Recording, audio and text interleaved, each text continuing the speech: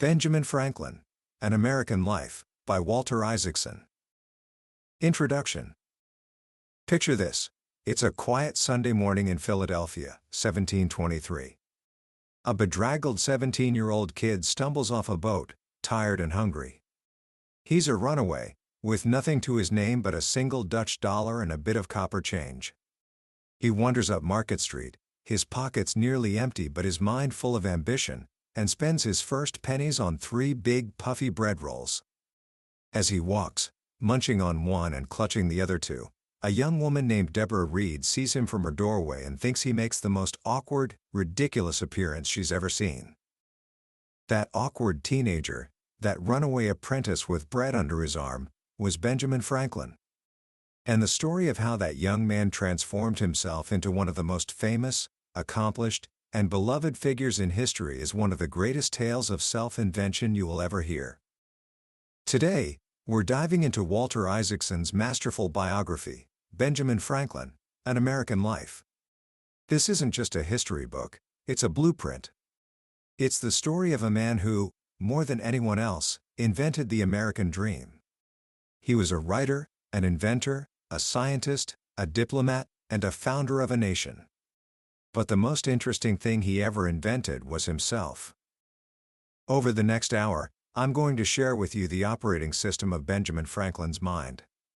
We're going to explore how he taught himself to write, how he built his fortune from nothing, how he mastered the art of networking and influence, and how he developed a philosophy of life based on virtue, pragmatism, and a relentless desire to improve himself and the world around him. By the end of our journey, you won't just know the story of Benjamin Franklin, you'll understand the timeless principles he used to shape his life, and you'll see how you can use those same principles to shape your own. Book summary. So, how does a person become Benjamin Franklin? The story begins not with a grand destiny, but with an act of rebellion. Young Ben was born in Boston, the 10th son of a humble candlemaker. His father had 17 children in total, and Ben was destined for a simple life in the family trade, a life of melting fat and cutting wicks. But he had a fire inside him, a powerful thirst for knowledge and an even more powerful aversion to being told what to do. From his earliest days, he was a leader. He organized the neighborhood boys to build a wharf from stolen stones, not out of malice, but because he saw a problem, a muddy marsh, and engineered a solution. He was a tinkerer, an experimenter. He created his own swimming fins to move faster in the water and even used a kite to pull him across a pond. This was the essence of Franklin, even as a boy, a practical mind always looking for a better way to do things. His true passion, however, was reading. He devoured every book he could get his hands on, spending all his spare change on them. This love for words led him to an apprenticeship in his older brother James's print shop. It was here that Franklin discovered his first great talent, writing. But James was a harsh master, jealous of his younger brother's quick mind. He ran Boston's most rebellious newspaper, the New England Courant, and surrounded himself with a circle of clever writers. Young Ben desperately wanted to join them, but he knew his brother would never publish his work. So, at 16, he pulled off his first great act of self-invention. He created a persona, a witty, middle-aged widow named Silence Dogood. He would write letters under this name, filled with sharp observations and clever humor, and slip them under the print shop door at night. The next day, he'd have the secret pleasure of listening as his brother and his friends praised the anonymous letters and published them on the front page. For months, Silence Dogood became the talk of Boston, and no one suspected she was actually a teenage boy. This experience taught Franklin a fundamental lesson: you can shape how the world sees you. You can invent your own character. But the success also fueled the tension with his brother. Franklin wrote that his brother's harsh and tyrannical treatment gave him the aversion to arbitrary power that has stuck to me through my whole life. So, at 17, he did what so many ambitious young people do when they feel constrained: he ran away. And that's what brought him to Philadelphia, with those 3 puffy rolls in his hand. Now, arriving in a new city with no money and no connections can be terrifying. But Franklin had a secret weapon. he was incredibly charming and understood human nature. He had a gift for making people want to help him. He wasn't shy. He was curious, engaging, and genuinely interested in other people. He found work with a quirky printer named Samuel Keimer, but he knew that to truly succeed, he needed to be his own master. This is where we see the birth of Franklin the strategist. He realized that success wasn't just about being good at your craft, it was about building a reputation and a network.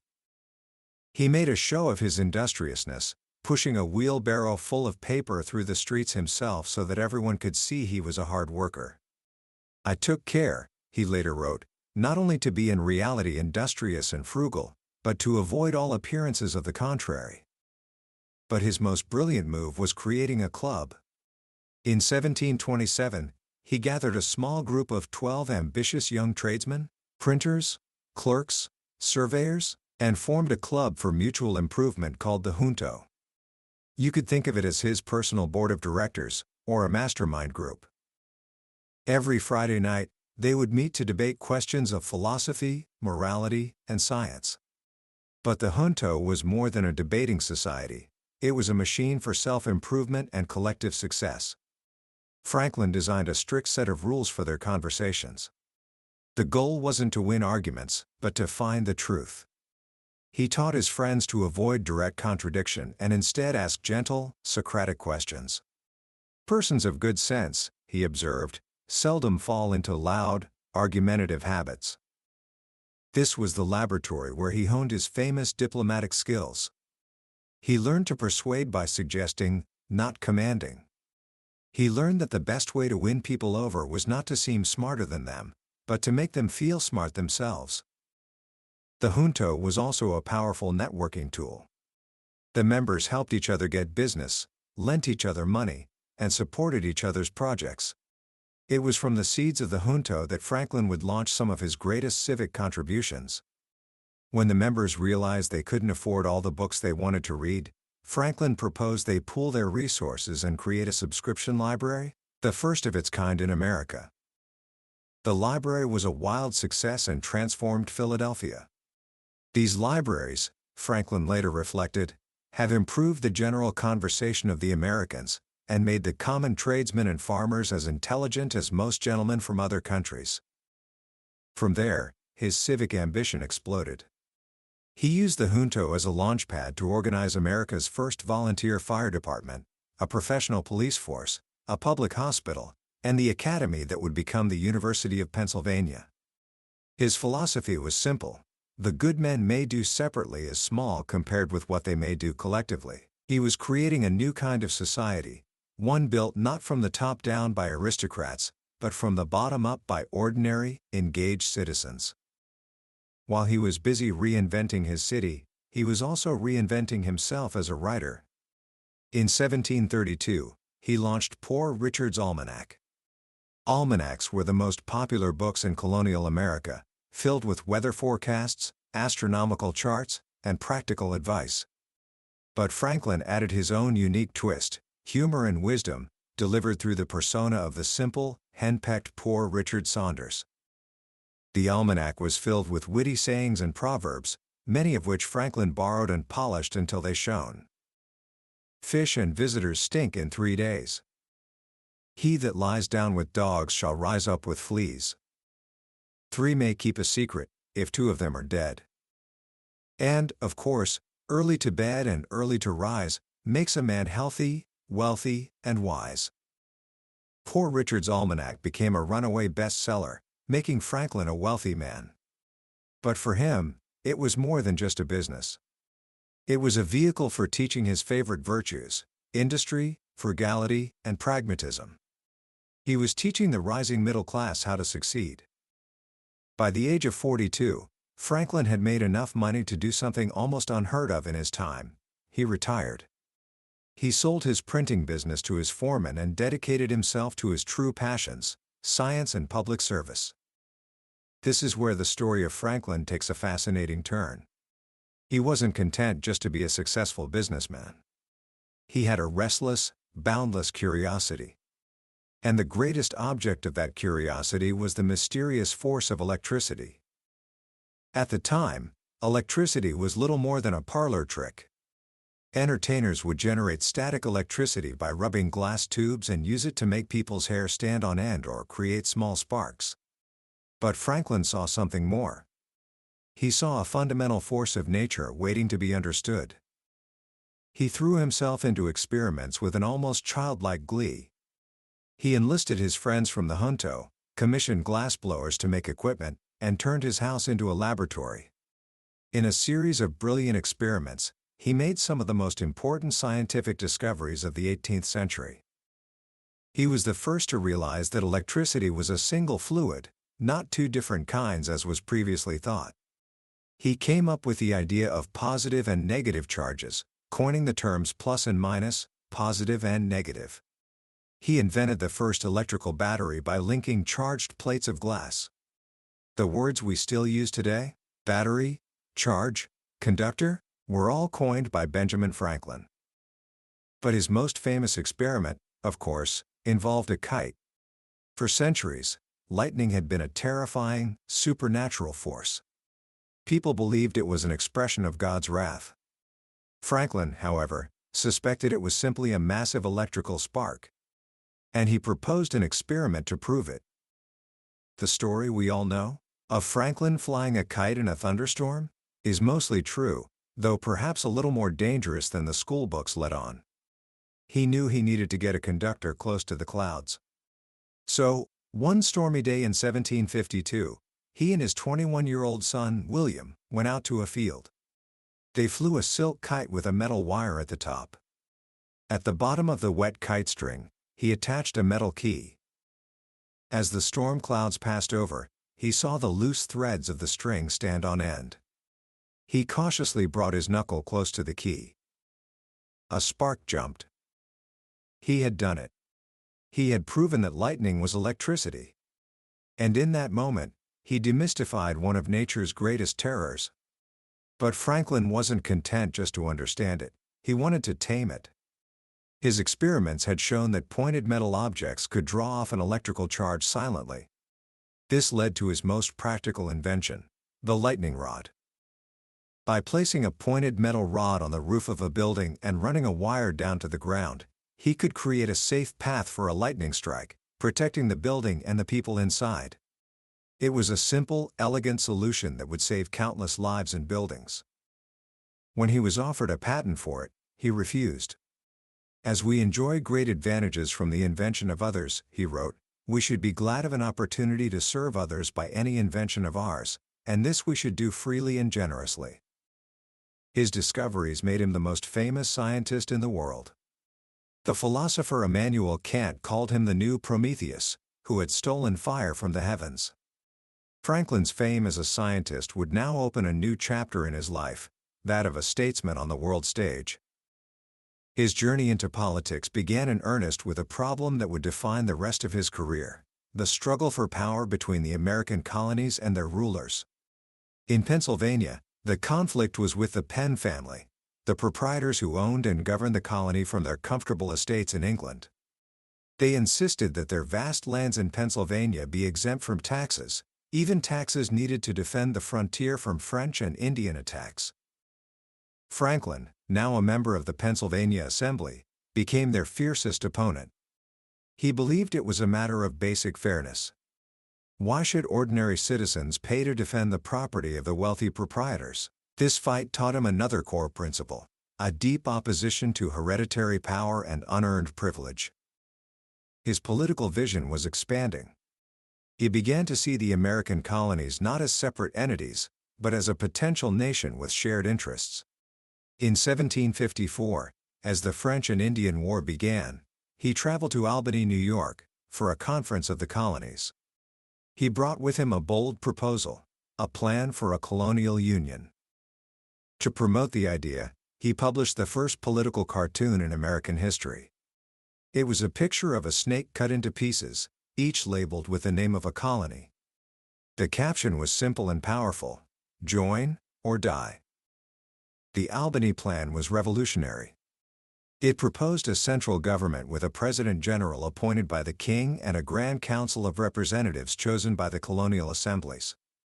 This council would have the power to raise an army, levy taxes, and manage relations with the Indians. It was the first detailed blueprint for an American federal system. But the colonies weren't ready. They rejected the plan, fearing it would take away too much of their individual power. The British government rejected it too, fearing it would give the colonies too much unity. It was a classic Franklin compromise that pleased no one at the time, but it planted the seeds of a nation. His growing influence led the Pennsylvania Assembly to send him to London in 1757 as their agent, to argue their case against the Penns directly to the British government. He thought he would be gone for a few months. He stayed for almost 18 years. In London, Franklin was a sensation. He was celebrated as a scientist and a sage. He became a member of the Royal Society, received honorary degrees from Oxford and St. Andrews, and befriended the leading intellectuals of the age, like the philosopher David Hume and the economist Adam Smith. But his political mission was a frustrating one. He discovered that the British government had little sympathy for the rights of the American colonies. He believed that Americans were full British subjects, with the right to be taxed only by their own elected representatives. The ministers in London, however, saw the colonies as subordinate possessions, existing to enrich the mother country. This conflict came to a head with the Stamp Act of 1765. For the first time, Parliament imposed a direct tax on the colonies, requiring a stamp on everything from newspapers to legal documents to playing cards. The colonies exploded in protest. Franklin, in London, at first took a pragmatic approach. He thought the act was a mistake, but he didn't initially realize the depth of American anger. He even recommended a friend to be the stamp collector in Pennsylvania, a political miscalculation that nearly destroyed his reputation back home. A mob gathered in Philadelphia, threatening to burn down his new house. His wife, Deborah, refused to flee, and stood guard with a gun. Franklin quickly realized his error and launched a brilliant public relations campaign to get the act repealed. He wrote anonymous essays for the London papers, and in 1766, he gave a masterful performance before the House of Commons. For hours, he calmly and cleverly answered questions, explaining the American position. He made a crucial distinction.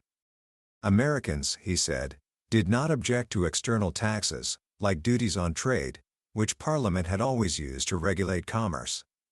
But they would never accept internal taxes, like the Stamp Act, levied directly on them by a body in which they had no representation.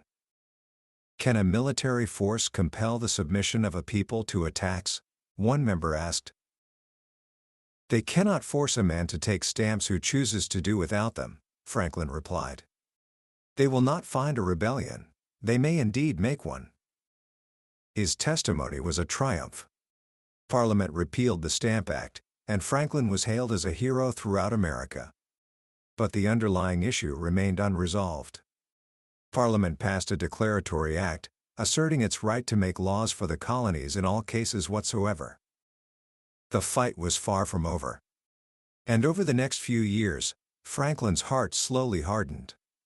He had come to London a proud Englishman, dreaming of a harmonious empire.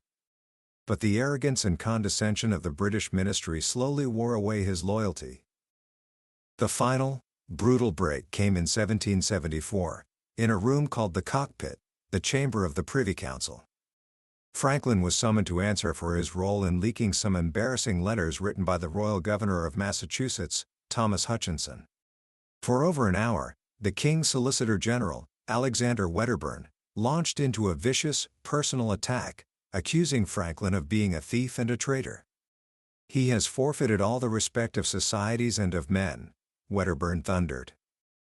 The lords and ladies in the audience cheered and laughed.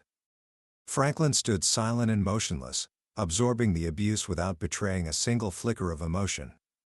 But inside, something had snapped. He had once believed in reconciliation. Now, he knew it was impossible. He left the cockpit a changed man. He was no longer a British American. He was an American. He sailed for home in March 1775. While he was in the middle of the Atlantic, the shots were fired at Lexington and Concord. The war for independence had begun. When he arrived in Philadelphia, he was immediately elected as a delegate to the Second Continental Congress. At 69, he was the oldest member, a revered elder statesman among young firebrands like Thomas Jefferson and John Adams. For a while, he remained quiet, listening more than he spoke. Some even whispered that he might be a Loyalist spy. They didn't understand his method. Franklin was waiting, observing, and most importantly, trying to convert his own son, William, the royal governor of New Jersey, to the patriot cause. The two met at a country estate outside Philadelphia. It was a painful, tearful confrontation. William, loyal to the king who had appointed him, refused to join the rebellion. Franklin, his heart broken, made his choice. He declared himself fully for independence. "I have lost my son," he would later say. It was a personal sacrifice that mirrored the national one. The bonds of family, like the bonds of empire, were being torn apart. From that moment on, Franklin was one of the most ardent patriots in Congress. He served on the committee to draft the Declaration of Independence, alongside Jefferson and Adams. While Jefferson gets, and deserves, the credit for the soaring prose, it was Franklin who made the most important edit. Jefferson had written, "We hold these truths to be sacred and undeniable." Franklin, the man of the Enlightenment, crossed it out and suggested a simple, more powerful phrase: "We hold these truths to be self-evident." With that one stroke of the pen, he shifted the foundation of the argument from an appeal to faith to an appeal to reason. As the war raged, America's prospects looked bleak. The fledgling nation was broke, its army was in disarray, and it was facing the mightiest military power on earth. They desperately needed an ally. And there was only one nation powerful enough to challenge Britain: France. In the fall of 1776, the Congress made a bold gamble. They sent their most famous citizen on a secret mission to Paris to ask for help.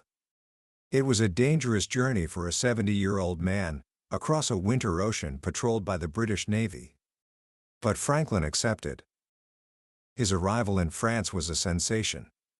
To the French, he was the embodiment of the New World, a homespun philosopher, a natural genius, a champion of liberty.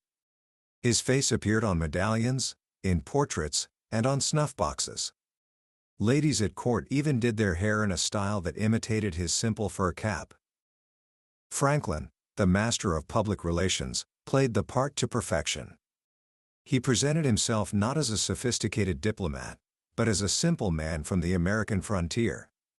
He knew that the French court was enchanted by the romantic ideal of American virtue, and he used his own persona to personify it. But behind the folksy image was a brilliant and cunning diplomat. His mission was to persuade an absolute monarchy to support a democratic revolution. It was an incredibly delicate dance. For over a year, he charmed the French ministers, cultivated powerful friends in the salons, and patiently waited for the right moment. The French were sympathetic, but they were not going to bet on a loser. They needed to see that the Americans had a real chance of winning. That moment came in December 1777, with the news of the stunning American victory at the Battle of Saratoga. A British army had been forced to surrender. Franklin knew this was the leverage he needed. He immediately went to the French foreign minister, the Comte de Vergennes, and pressed for a formal alliance. The French, now convinced that America could win, and eager to strike a blow against their old enemy Britain, finally agreed. In February 1778, Franklin signed the Treaties of Alliance and Commerce with France. For the ceremony, he wore an old, plain suit of Manchester velvet. A friend asked him why. "To give it a little revenge," Franklin replied. It was the same suit he had worn 4 years earlier, when he had been humiliated in the cockpit. The alliance with France was the turning point of the war. French money, French ships, and French soldiers would prove critical to America's victory. But Franklin's work was not done. In 1781, after the decisive victory at Yorktown, he was appointed as one of the peace commissioners to negotiate a treaty with Great Britain. He was joined in Paris by John Adams and John Jay. The negotiations were a masterclass in diplomacy. The Congress had instructed them to do nothing without the approval of the French. But Franklin, Adams, and Jay soon realized that France had its own interests, which were not always the same as America's. The French, for example, didn't want America to become too powerful. So, in a bold move, they decided to negotiate secretly and directly with the British. It was a risky game, playing the two great European powers against each other. But Franklin was a master at it. He pushed for generous terms, full recognition of American independence, the removal of all British troops, and vast new territories for the United States, extending all the way to the Mississippi River. The most difficult issue was compensation for the Loyalists whose property had been confiscated. Franklin was unbending. His anger was fueled by the actions of his own son, who had become a leader of the Loyalists in New York. He refused to give an inch. Finally, in November 1782, they signed the preliminary treaty. Franklin had secured a peace that was far more favorable than anyone had thought possible. He had won the war at the negotiating table. After 9 years in France, Franklin finally returned home in 1785, at the age of 79. He was welcomed as a hero. He could have retired to a quiet life, but his work was still not finished. The new nation was struggling. The Articles of Confederation, which had been adopted during the war, had created a weak central government that was powerless to levy taxes or regulate commerce. The country was in danger of falling apart. In the summer of 1787, the nation's leaders gathered once again in Philadelphia for a convention to amend the Articles. Franklin, now 81 and in frail health, was a delegate from Pennsylvania. He was the convention's elder statesman, its voice of wisdom and compromise. He didn't speak often, but when he did, people listened. The greatest conflict was between the large states and the small states over representation in the new Congress. The convention was on the verge of collapse. It was Franklin who helped broker the Great Compromise. He proposed a two-house legislature, a House of Representatives with representation based on population, and a Senate where each state would have an equal vote. It was the solution that saved the convention and created the federal system we have today. On the final day, as the delegates came forward to sign the new Constitution, Franklin pointed to the sun carved on the back of George Washington's chair. "I have," he said, often in the course of the session, "looked at that behind the president without being able to tell whether it was rising or setting. But now at length I have the happiness to know that it is a rising and not a setting sun." In the final years of his life, Franklin embarked on one last public crusade. He became the president of the Pennsylvania Society for Promoting the Abolition of Slavery. The man who had once owned slaves and published ads for their sale now dedicated himself to ending the institution he called an atrocious debasement of human nature. Just before his death in 1790, at the age of 84, he sent a formal petition to the very first Congress of the United States, asking them to devise means for removing this inconsistency from the character of the American people. Commentary. So, as we look back on this incredible life, what are the enduring lessons we can draw from the story of Benjamin Franklin? What was his secret? I think, at its core, it comes down to a few powerful ideas. First, Franklin was the ultimate believer in self-improvement. He never stopped learning, never stopped trying to be better. From his rigorous method for learning to write, to his famous list of 13 virtues, his life was a constant project of self-mastery. He wasn't born a genius. He made himself one through relentless practice and a daily commitment to growth. He understood that character isn't something you're born with, it's something you build, one small action at a time. Second, he understood the power of community and connection. In an age that often celebrates the lone wolf, Franklin was a master collaborator. His Junto Club shows us that the fastest way to improve yourself is to surround yourself with people who will challenge you, support you, and hold you accountable. He knew that great things are rarely accomplished alone. He built networks, he forged alliances, and he understood that true strength comes from working together for a common good. Third, he was the master of pragmatism. He wasn't a rigid ideologue. He was a scientist, an experimenter. He was interested in what worked. Whether it was designing a stove, a constitution, or a treaty, he was always looking for a practical solution. This is what made him such a brilliant compromiser. He believed in having the humility to doubt his own infallibility, to listen to others, and to find the common ground that would allow progress. In our own polarized times, that is a lesson we desperately need to remember. And finally, Franklin's life is a testament to the idea that a life of virtue and a life of success are not mutually exclusive. He wasn't a saint. He had his flaws, his errata, as he called them. But he truly believed that the most acceptable service to God was doing good to man. He dedicated his life to creating things that would make life better for ordinary people: libraries, hospitals, fire departments, a nation. He showed us that ambition is not a vice, as long as it is channeled toward serving others. He proved that you can do well by doing good. So, what can you do, right now, to start applying a little bit of Franklin's wisdom to your own life? First, start your own junto. You don't need a formal club.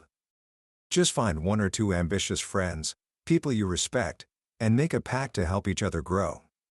Meet regularly, discuss your goals, share what you're learning, and hold each other to a higher standard. Second, pick one virtue, just one, that you want to improve, and focus on it for a week. Maybe it's Franklin's order: let all your things have their places. Or silence: speak not but what may benefit others or yourself. Don't try to be perfect. Just try to be a little bit better each day. As Franklin discovered, the simple act of paying attention to your character can be transformative. And third, cultivate a spirit of benevolent curiosity. Ask questions. Listen more than you talk. Be genuinely interested in the world and the people around you. Franklin's charm wasn't a trick, it was a reflection of his deep, authentic interest in others. That was a summary of Benjamin Franklin, An American Life by Walter Isaacson. We certainly touched on the major milestones and lessons from his incredible journey, but there's a depth and a richness in the full biography that a summary just can't capture. The real magic is in the details, the letters, the witty asides, the small moments that reveal the man behind the legend. This summary is really just an invitation, a map to a treasure. If any part of Franklin's story has sparked something in you, I can't recommend enough that you pick up a copy of the book. Reading it is more than just learning history. It's like spending time with one of the wisest, most charming, and most inspiring mentors you could ever hope to find. The link to the book is in the description. Also, if you found this journey into Benjamin Franklin's life valuable, please take a moment to like and subscribe. It tells us you want more deep dives into the books that have shaped the world's most successful minds, and it helps our community of learners grow. Let's keep exploring these timeless ideas together.